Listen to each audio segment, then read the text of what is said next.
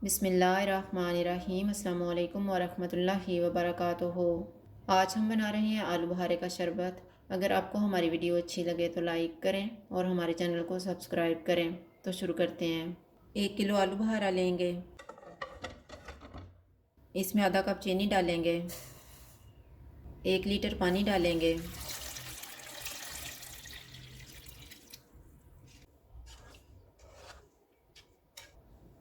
चूल्हे को मीडियम रखेंगे। इसको कवर कर देते हैं। एक उबाल आने के बाद इसको 10 मिनट तक पकाएंगे। आलू बुखारे को पकते हुए 10 मिनट गुजर गए हैं। अब हम चूल्हा बंद कर देते हैं और इसके छिलके निकाल देते हैं।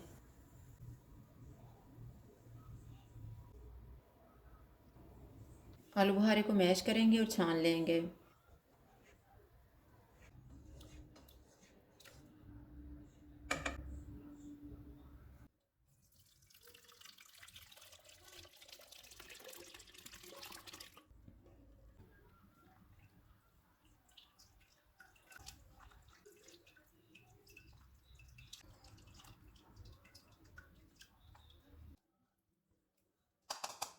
इसको ठंडा होने के लिए रख देंगे।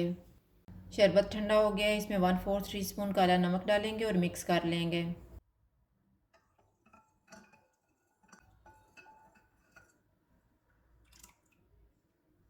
ग्लासों में आइस क्यूब्स डालेंगे और शरबत डाल देंगे।